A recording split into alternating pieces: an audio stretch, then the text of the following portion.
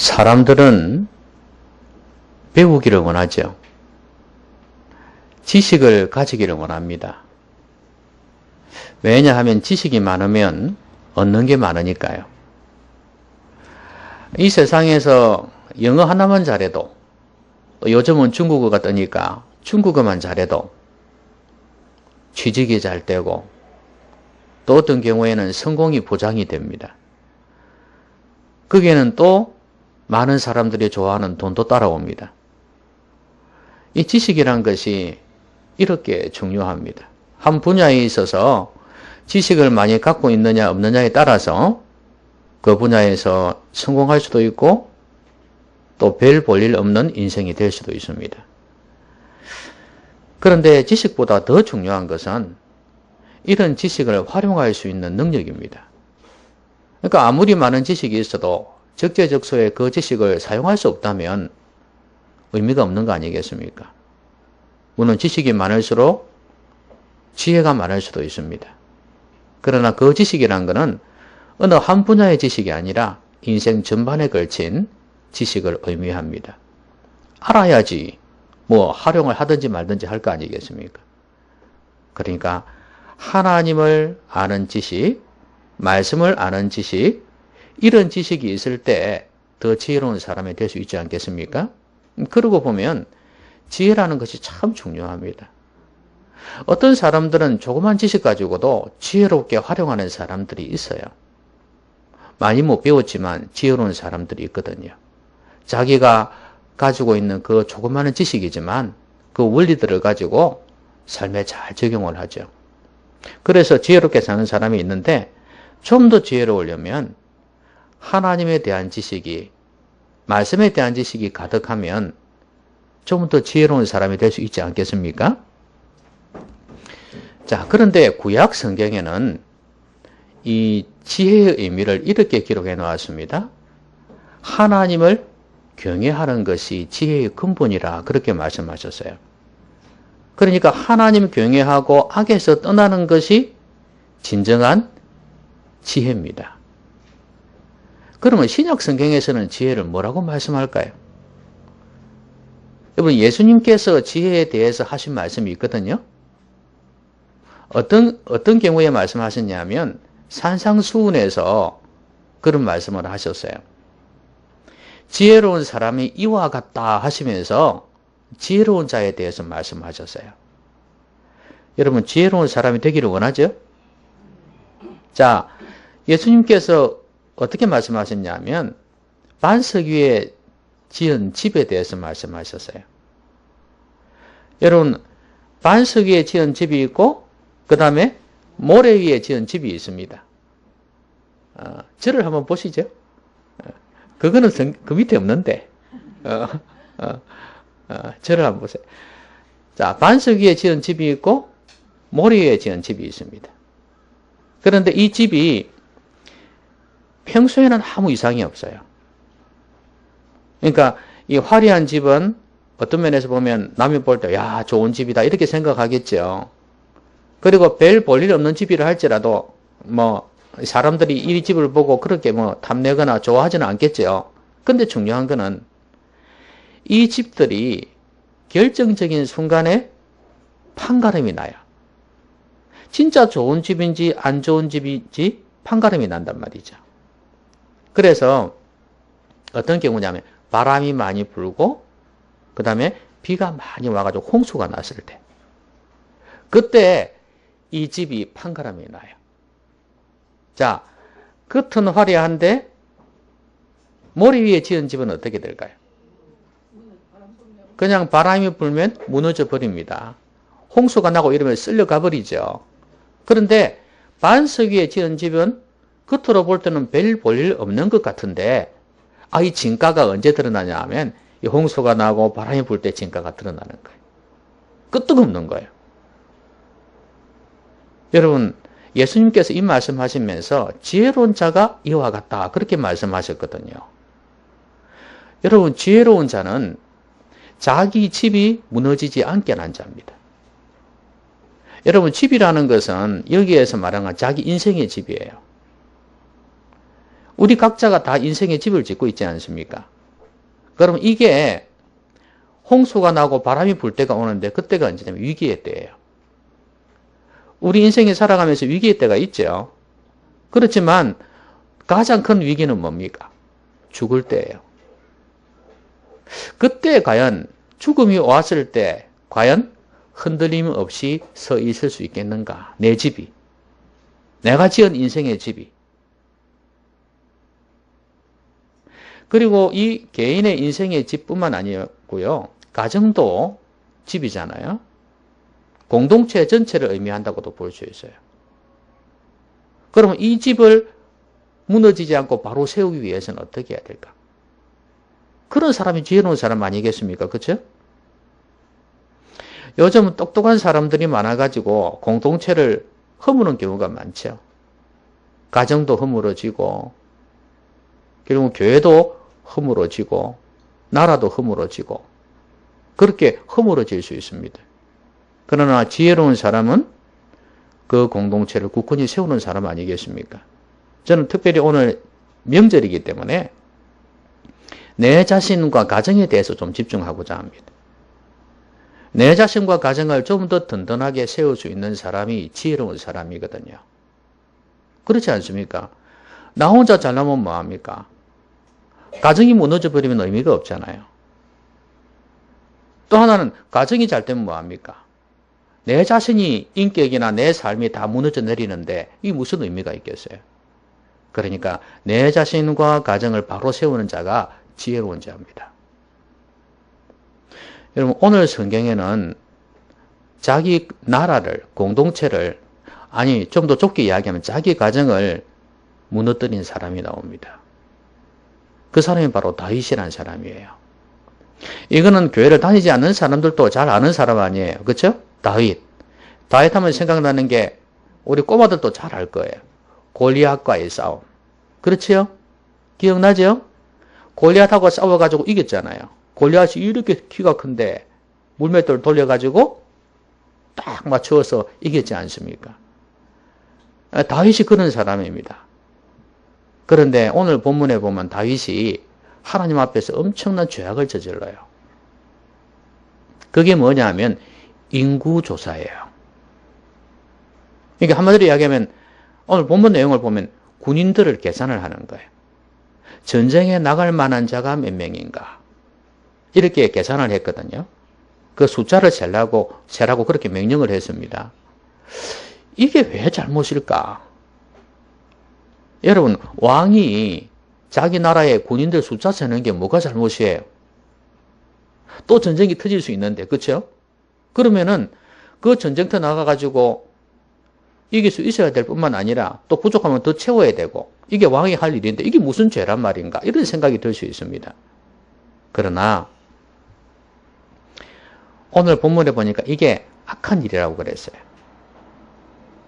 왜 그러냐 하면 지금까지 다윗은요 하나님을 의지하면서 싸웠습니다. 네? 전쟁터에 나갔을 때 하나님 의지하면서 믿음으로 싸웠어요. 그래서 하나님께서 도와주셔가지고 그때마다 승리를 했습니다. 그런데 마치 자기가 잘해서 마치 자기가 강해서 자기 신하가 부하가 군인들이 많아서 이긴 것처럼 그렇게 착각을 하는 순간이 온 것입니다. 그래서 내가 이렇게 태평성대를 누리고 있는데 야, 우리 군인들 한번 세봐야 되겠다. 이렇게 한 거예요. 돌려야 될 영광을 하나님께 돌리지 아니하고 자기가 잘해서 그런 것처럼 자기를 과시하고 자기 영광을 드러내기 위해서 인구조사를 하게 된 것입니다. 여러분 이 결과 어떻게 되는 줄 아십니까? 하나님이 진노하셨어요. 그래가지고 세 가지의 벌 항목을 줘요. 취사 선택할 수 있도록. 그래서 내가 이 중에서 선택을 해라 했는데 다윗이 선택한 게 뭐냐면 전염병이었어요. 그래가지고 전염병이 온 나라를 휩쓸었습니다. 몇 명이 죽었는 줄 압니까? 7만 명. 이 정관의 인구가 7만 명이 넘거든요. 이 인구가 다 죽어버린 거예요. 전염병으로. 세상에. 시체 냄새가 천지를 진동하겠죠? 한번 생각해 보세요. 이 아파트, 저 아파트 곳곳에, 길거리에 곳곳에 사람들이 다 7만 명이 쓰러져 있다고 한번 생각을 해보세요. 엄청나죠, 이거. 이렇게 7만 명이 죽어나갔습니다. 자, 그런데 왜 그러면 이 다윗이 인구 조사를 했느냐? 오늘 1절에 보니까 뭐라 그랬습니까? 사탄이 일어나 이스라엘을 대적하고 다윗을 충동하여 이스라엘을 계속하게 하니라 그랬어요. 누구 짓이라고요? 사탄의 짓이에요. 사탄이 결국 충동해가지고 계속하게 만든 겁니다. 이스라엘을 대적했다는 것은 이스라엘을 무너뜨리려고 했다는 거예요. 여러분은 귀신의 존재를 믿습니까? 교회를 다니면서도, 아니, 교회를 안 다니는 사람도 그런 경우도 많고요. 에이, 귀신이 있겠어? 뭐 이상한 모습을 가지고 처녀가 그냥 머리를 풀고 있는 그런 귀신 정도? 이렇게 생각하는 사람들이 많아요. 그런데 여러분, 그런 귀신 말고 신화 속에서 나오는 재미있는 어떤 남양 특집에서 나오는 그런 귀신 말고 진짜 영적인 존재가 있습니다. 늘 제가 말씀드리지만 무당한테 한번 가보세요. 무당은 귀신의 힘을 빌어서 어떤 점을 치는 사람들입니다. 그런데 무당한테 가보면 귀신의 존재가 분명합니다. 성경에서 말하는 귀신의 존재는 바로 그런 존재들이에요. 눈에 안 보입니다. 그 사람 안에 들어가서 지배를 합니다. 그런데 희한한 게 여러분, 예수 믿는 사람이 가면 어떻게 이야기를 하죠? 에이, 점괘가 안 나온다 이러면서 가시오 이러거든요. 왜냐하면 예수님을 진실로 믿는 사람 안에는 성령께서 거하시거든요. 성령 앞에서는 꼼짝 못합니다. 하나님 앞에서는 귀신은 맥을 못 쳐요.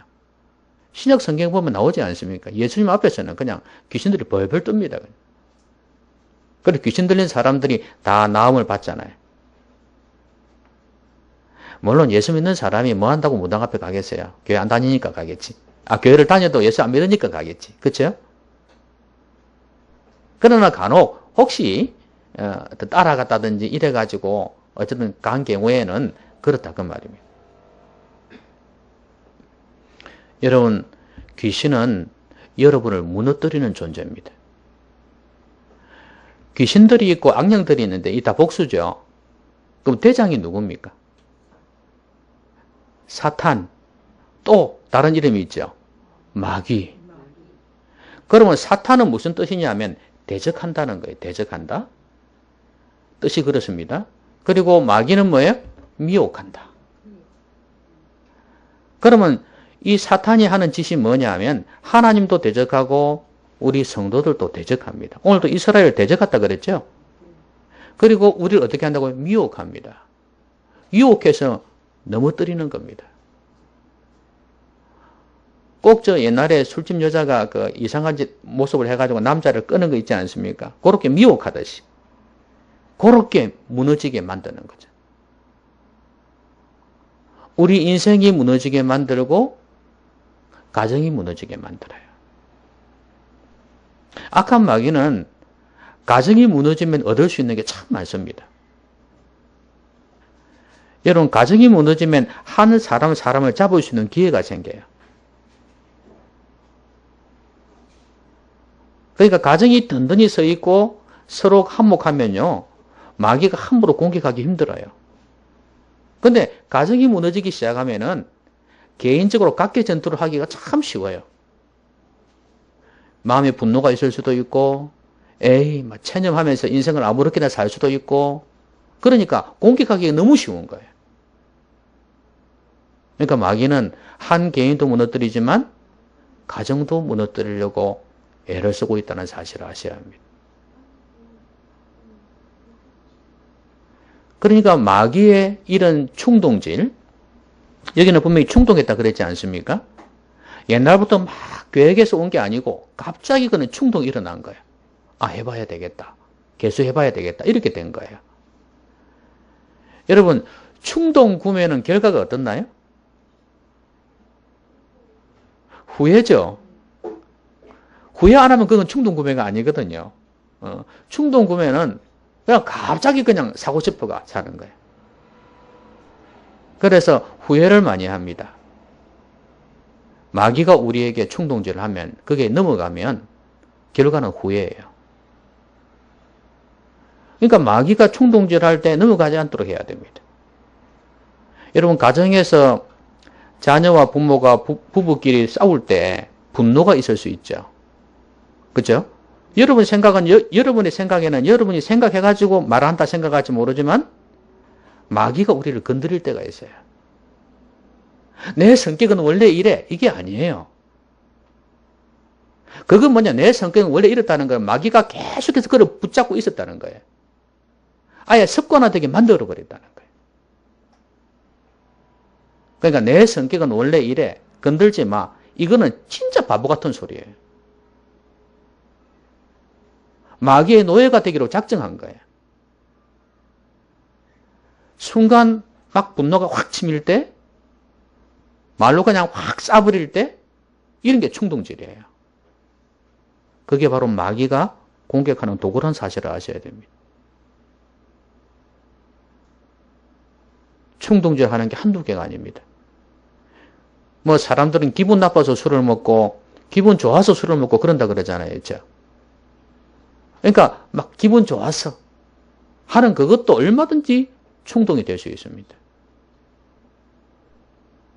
술뿐이겠습니까? 술로 인한 범죄가 얼마나 많은데요. 인간관계 속에서뿐만 아니라 뭐 성적인 범죄, 온갖 죄악들이 여러 가지 접대하고 뭐 이렇게 로비하고 이런 것들 엄청난 죄악들이 거기에서 다 나옵니다. 그게 없으면 죄를 지을 수가 없어요. 죄 짓는 게 줄어들 수밖에 없죠. 그게 없으면. 그런데 지금 제가 말하는 건 술뿐만이 아니에요. 우리의 모든 삶에서 충동적으로 일어나는 일들이 참 많습니다. 아예 한번 해볼까? 아예 어때? 이런 것들이 한 번씩 충동질 시킨단 말이죠. 그때 자기를 잘 다스릴 수 있어야지 무너지지 않습니다. 여러분, 지금도 마귀는 여러분들을 공격합니다. 제일 먼저 무엇부터 공격합니까? 생각입니다. 가룟 유다가 예수님을 팔았지 않습니까? 그럼 가룟 유다가 그냥 자기 생각으로 한 줄 아세요? 천만에요. 예수를 팔려는 생각을 넣었더니 그랬어요. 누가? 마귀가. 여러분 안에 생각을 집어넣는 거예요. 그래서 그 생각이 딱 나잖아요. 그렇죠? 그때 그 악한 게 참 많이 들어와요. 순간적으로 들어오는 생각. 여러분, 마귀를 경계하지 않으면 안 됩니다.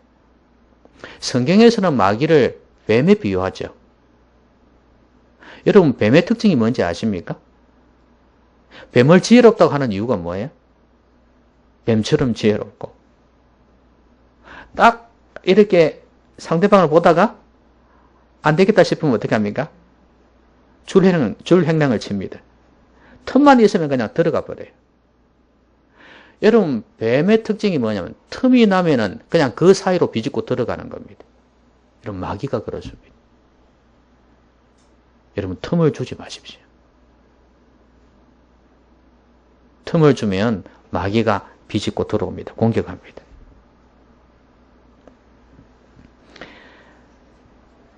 자기 영광을 위해서 하나님을 의지하지 않도록 만드는 것. 이게 바로 마귀의 짓입니다. 여러분, 그렇게 생각하시면 됩니다. 마귀가 제일 좋아하는 것은 우리가 하나님 제대로 믿지 않는 거예요. 그냥 종교생활, 교회 안 다니는 이런 차원이 아니에요. 그로 인해서 마귀가 누리는 혜택이 너무 많거든요. 한 사람을 딱 잡아가지고 진정한 신앙이에요. 지금 교회 다녀도 상관없어요. 교회 다녀도 신앙이 없을 수 있으니까 진정한 신앙, 이걸 못 갖게 만드는 거, 이게 마귀의 전략입니다. 그러니까 하나님을 제대로 믿지 못하게 만드는 거예요. 행식적인 종교인이 되게 만들 수도 있습니다. 마귀가 제일 기뻐하는 거예요. 이걸 잊지 말고 여러분 마음속에 예수님을 꼭 믿으셔가지고, 제 말은 교회 다니란 말이 아니에요. 물론 예수 믿는 사람은 교회를 다니겠지만 마음속에 진짜로 거듭나야 돼요. 예수님이 내 죄 때문에 십자가에서 죽으셨다는 거. 이것을 믿는 믿음, 이게 기본이에요. 이게 안 되면 다른 거 아무것도 안 됩니다. 그래서 마귀를 이길 수 있는 힘은 여기에서부터 출발합니다. 예수님의 십자가의 보혈. 예수님이 내 죄 때문에 십자가에서 죽으셨다는 거, 피 흘려 죽으셨다는 거, 이게 바로 마귀를 이길 수 있는 가장 기본적인 힘이에요. 여러분, 예수님 믿는 거 우습게 여기지 마세요. 종교인들의 어떤 것이라고 생각하지 마세요. 이거는 엄청난 사건입니다. 예수님을 영접하십시오.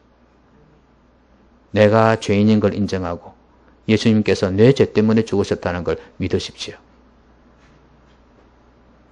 자, 그런데 이 다윗이 인구조사를 하려고 했지 않습니까? 근데 왕이 하는 거 없잖아요. 왕이 하는 게 아니잖아요. 그럼 어떻게 합니까? 밑에 신하에게 이제 명령을 하거든요. 그럼 누구한테 명령을 했냐면 요압이라는 군대 장관이 있습니다. 지금으로 치면 경호실장? 예? 혹은 비서실장? 뭐 이 정도 되는 사람이라고 보면 됩니다. 그 당시에 저하고 지금하고 다르니까. 그런데 이 요압이라는 사람이 우리가 사무엘 상하에 보면 나오지만 이 사람이 참 믿음이 없는 사람이에요. 인간적인 사람입니다. 아주 군에서 잔뼈가 굵어가지고요. 아주 그 능수능란한 사람이에요. 계략도 잘 꾸미고요.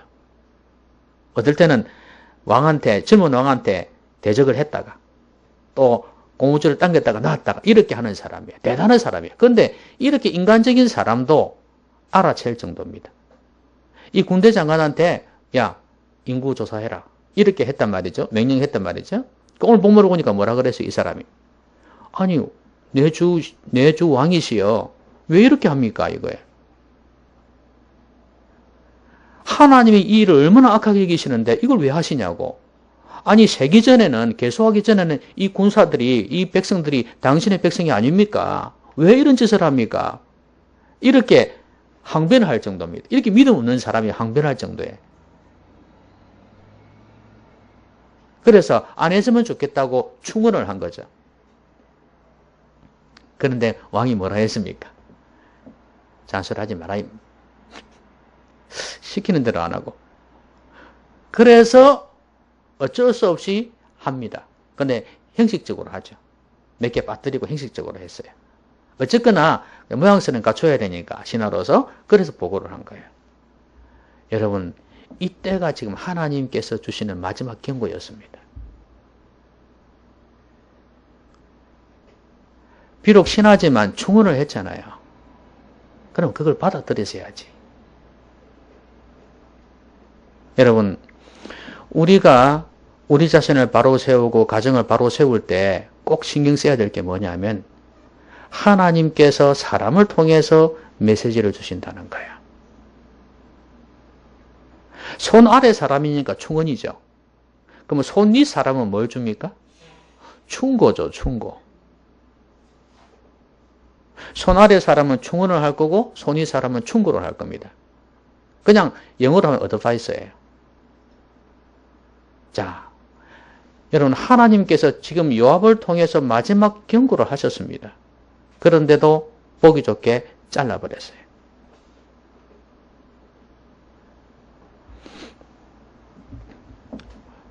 나이 드신 분들은, 손 위에 있는 사람들은 손 아래에 있는 사람이 정말로 충원하기는 힘들거든요. 그걸 할 때 잘 받아들이는 지혜가 있어야 돼요. 일반적인 경우도 있지만 어떤 경우에는요, 하나님께서 말씀하시는 경우도 있어요. 이게 하나의 통로가 될 수 있어요. 반대로 손 위 사람이 손 아래 사람에게 하는 경우 충고인 경우도 있어요. 저는 오히려 이게 좀 많다고 생각해요. 하나님께서 손 위 사람을 통해서 여러 가지 경험, 신앙, 지식 이런 걸 가지고 이렇게 권면할 때가 있습니다. 충고를 줄 때가 있어요. 왜냐하면 보는 시야가 넓으니까 더 깊을 수 있으니까. 이건 사람마다 다 다르지만 일반적으로 이야기하는 겁니다. 그래서 그런 충고를 할 때 그걸 받아들일 수 있어야 돼요. 당연히 오늘 이처럼 하나님의 말씀이 전해질 때는 더 말할 것도 없겠죠? 하나님의 지혜를 통하여 하나님의 성령을 통하여 주시는 그런 메시지인 경우는 말할 것도 없을 거예요. 잘 받아들이는 게 필요해요. 그게 사는 비결이에요. 우리 개인에 대해서도 마찬가지고 가정에 대해서도 마찬가지고 이렇게 충고를 할 때, 충고를 할 때 잘 받아들이는 게 필요해요. 하나님께서는 이제 이렇게 잘 아시는 분들, 그런 사람을 통해서도 충고를 하지만요, 생판 모르는 사람을 통해서도 메시지를 줄 때가 있어요. 운전하는 습관이 엉망이라 과속을 하고 그런단 말이죠. 그럴 때 옆에서 삑 하고 경고음을 줄 때가 있습니다. 그럴 때는 자신을 한번 돌아봐야죠. 자기가 잘못해놓고도 옆에가 삑 하면 그냥 화를 내는 경우가 태반이죠. 우리 성도는 그럴 때 아하, 내가 지금 과속했구나. 아니면 내가 차선을 위반했구나. 이렇게 자신을 돌아볼 수 있는. 또 너무 분노했을 때 관계가 막 악화되고 부딪혀버리잖아요. 그러면 내 기분도 안 좋고 그럴 때는 어떻게 해야 되겠어요? 아, 하나님께서 지금 주시는 메시지구나. 분노하지 말자. 줄이자. 이런 메시지예요.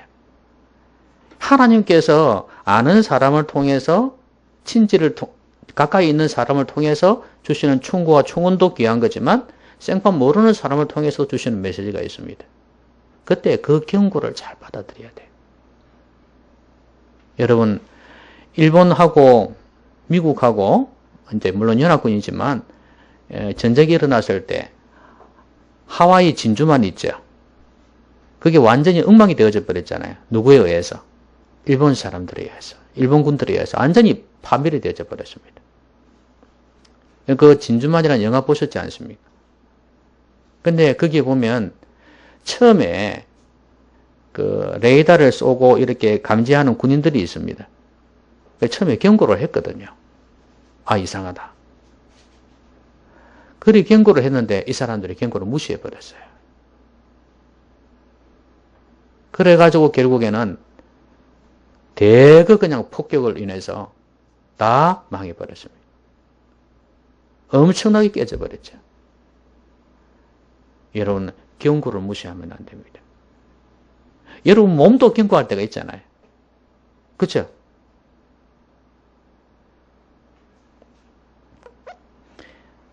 암이 오기 전에 어떤 현상이 생깁니까?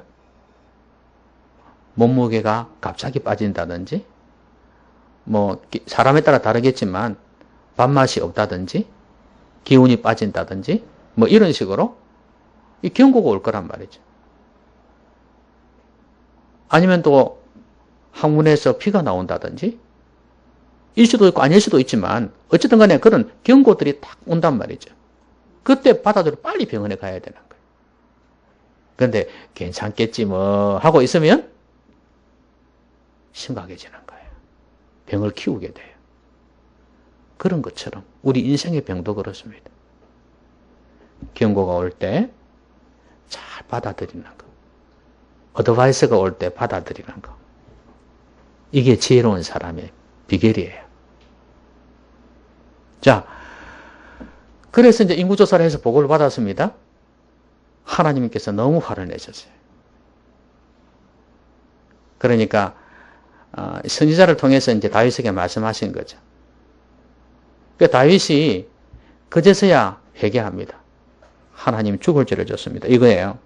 큰 죄를 범하였나이다. 이제 간구하옵나니 종의 죄를 용서하여 주옵소서. 내가 심히 미련하게 행하였나이다. 여러분, 소 잃고 외양간 고친다는 말이 있죠. 지금 꼭 그런 격이에요. 물론, 뒤에라도 후회하고 뉘우치면 좋죠. 그쵸? 뒤에라도 뉘우치고 후회하면 좋은데, 더 좋은 건 뭐예요? 미리. 사건이 일어나기 전에 미리 방비하는 게 더 좋은 거 아니겠습니까? 여러분, 이 다윗은요,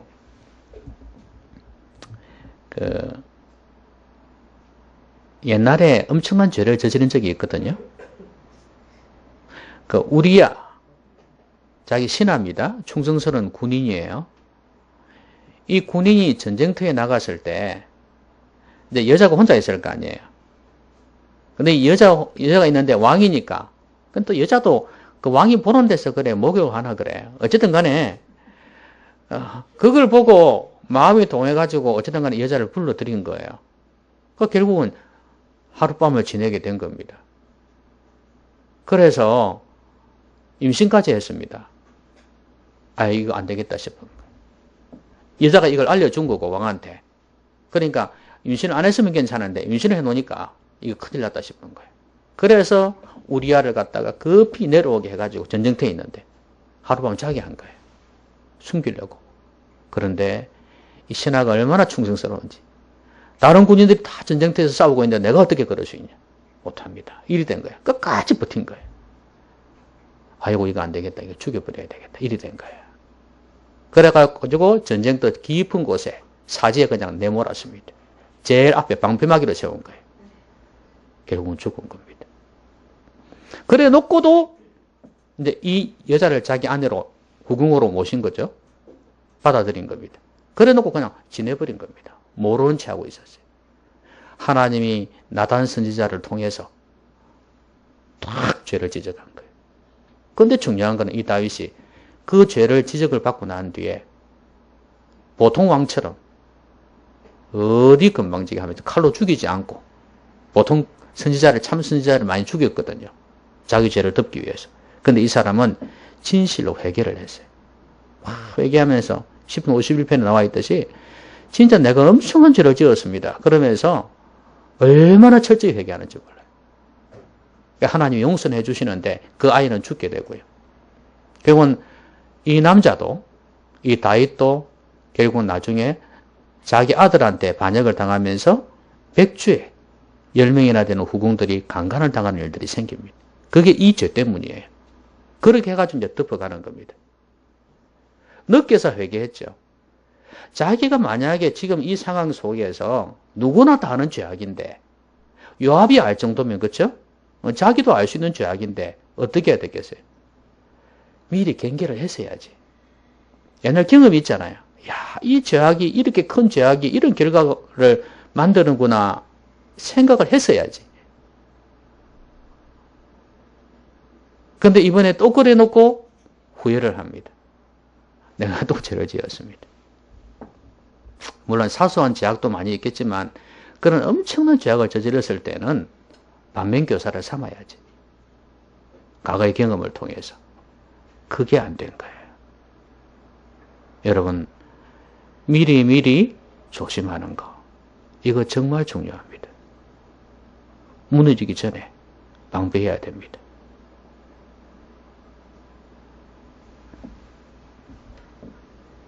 옛날에 이런 이야기가 있습니다. 여러분, 네덜란드는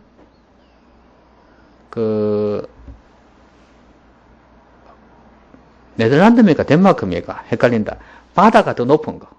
땅이 낮은 지역. 네덜란드 맞지요? 근데 그때, 이제, 둑이 많을 거 아니에요. 그쵸? 바다가 높으니까 둑이 많이 있단 말이죠. 근데 어느 꼬마가, 이제 그런 교육을 늘 받았을 거 아니에요. 근데 이 꼬마가 길을 가다가 물이 새는 걸 봤어요. 근데 이 뚝이 무너지면 이 마을 전체가 다 엉망이 되는 거예요. 몰살이 되는 거예요. 그래서 그걸 보고 자기가 막아야 되겠다고 생각한 거예요. 그래서 처음에 손가락으로 막았어요. 근데 이게 안 되는 거예요. 또 물이 좀 강하게 나와요. 그럼 주먹으로 또 막은 거예요. 그 다음엔 더 세게 나오네. 그래, 자기 머리를 들이밀고 막았다는 이야기겠어요. 사실인지 아닌지 모르겠지만 옛날에 배운 이야기. 그런 일이 있어서는 안 될 거 아닙니까? 그렇죠? 미리 그걸 해놓았더라면, 막아놓았더라면 그런 일은 없었을 텐데. 나중에 후회하지 말고. 아니, 나중에라도 후회해서 고칠 수만 있다면, 조금이라도 더 피해를 덜 수 있다면, 결과가 조금이라도 더 나을 수 있다면 그렇게라도 해야죠. 그러나 그러기 전에 미리 깨닫고 돌이키는 게 더 중요합니다.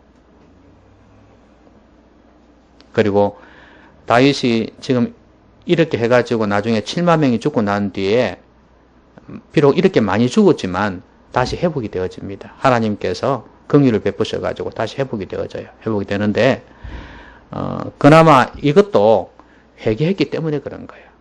마지막에. 여러분 우리 자신을 바로 세우고 가정을 바로 세우는 거 이거는 정말 쉬운 일이 아닙니다. 마귀의 공격이 있기 때문입니다. 우리 자신도 연약하기 때문입니다. 그래서 우리가 하나님 앞에서 우리 자신을 잘 돌아보면서 충언, 충고 같은 거 이런 거 무시하지 말고 잘 들을 뿐만 아니라 하나님 앞에서 진정으로 회개하고 돌이키는 게 필요해요. 그래서 고치는 게 필요해요. 그러면 우리 인생의 집도 든든히 서갈 거고 우리 가정도 든든히 서갈 겁니다. 지혜로운 자가 될 수 있을 겁니다. 여러분 이 세상에 참 지혜가 없습니다. 지혜의 근본이신 하나님으로 인해서 여러분 어리석은 자가 되지 말고 지혜로운 자가 되셔서 여러분의 인생과 여러분의 가정을 든든히 세우시기를 주의 이름으로 기원합니다. 기도하십시다.